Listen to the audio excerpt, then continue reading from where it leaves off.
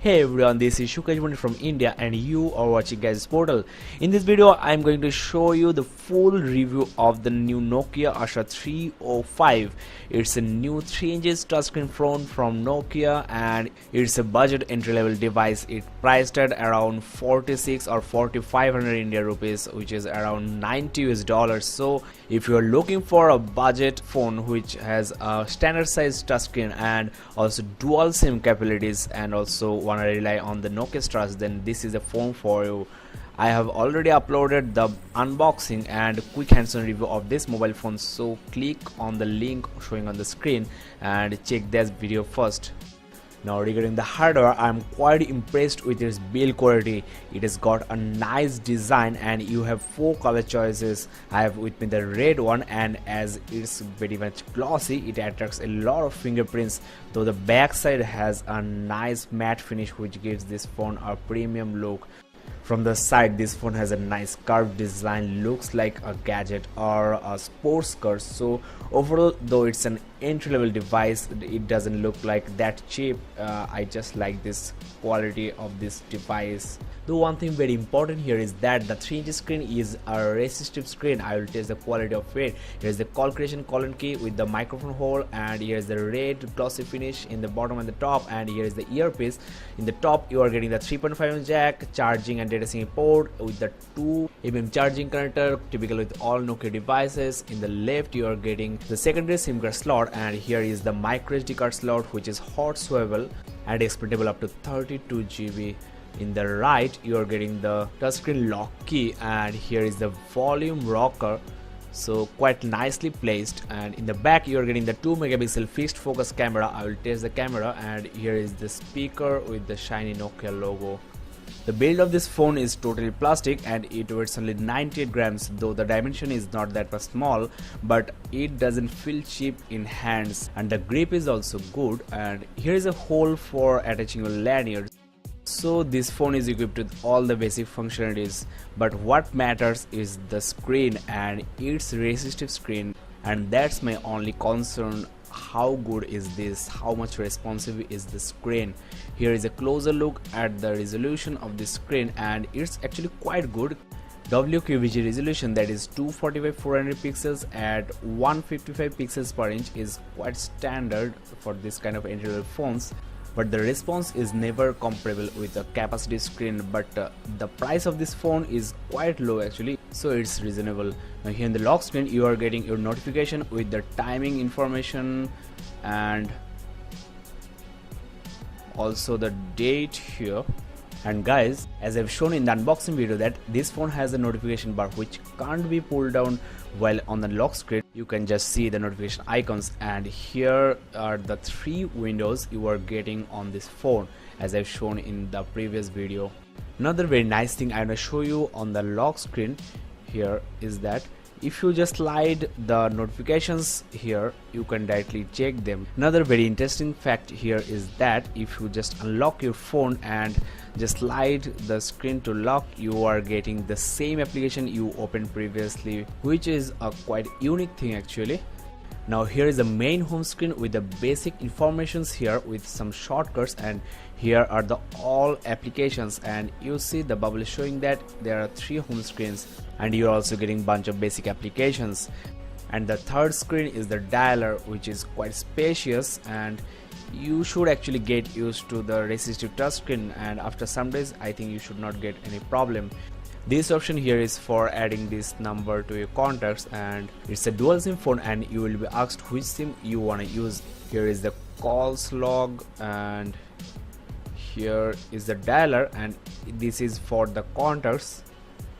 And the kinetic scrolling is quite smooth, and overall the dialer is quite okay, just standard for a Nokia device. Now here on the home screen, 4 shortcuts has already been added by Nokia, and the time here can be modified just like this way, which is quite user friendly. You don't have to just search the settings then change the time, and you can also set alarm on this option here. So this is quite nice thing I just like on this device. This is running on the Nokia Series 40 OS, and you can also check the calendar here on the home screen. So here on the home screen you are getting all the basic options.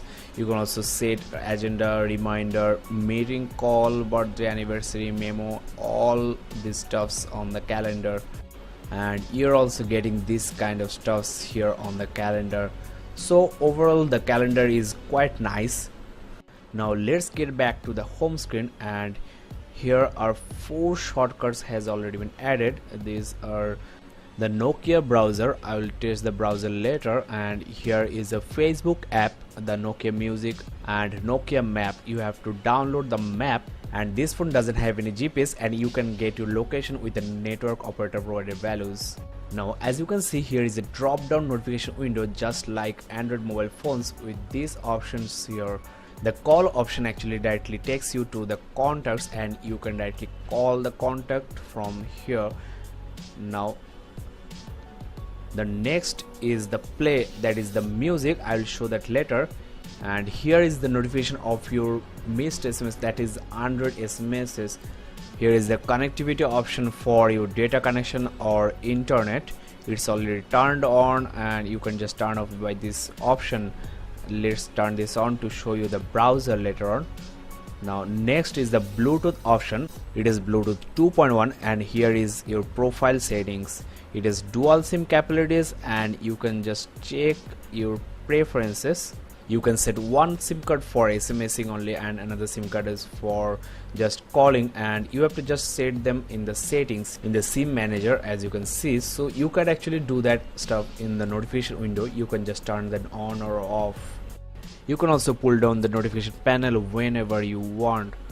Now let's check the applications, and let me demonstrate the main applications. Here is a calendar I've already shown you, and as you can see, the messaging app has a notification bubble, and it also has a Nokia Maps radio. I will also show you that. So quite basic stuffs here. And it also has got a Facebook app along with a weather app. Let me show you that. And I have already connected to the internet, and it supports 2G internet, that is GPRS, along with Edge. So quite basic connectivity. For the price tag, you can't actually demand a 3G. Well, the orientation sensor doesn't work here, but this phone has an orientation sensor that is 2-axis, works only on the left side. I'll show you that later, but this keyboard doesn't support that. Now let's set the location, and you will see a lot of interesting things on this weather app.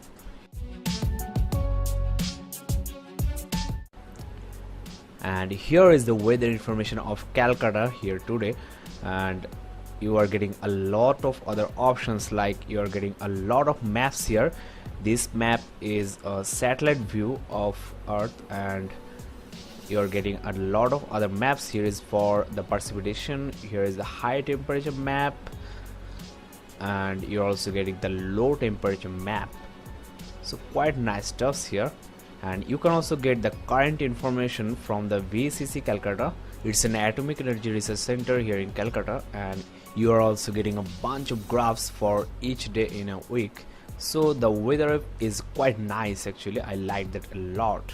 Now here are some other apps: Nokia Chat, Social, and well, the interconnection has been turned off automatically. It saves a lot of battery unlike the Android devices. And here is the radio, and this is the interface, and you are also getting the recording option. The headphone works as the antenna, so it doesn't work when the headphone or headset is not connected. Now here are some important stuffs here. Here on the SIM manager, you can manually set one SIM active for your outgoing calls, SMSs, and data connection, or you can just set the always as option.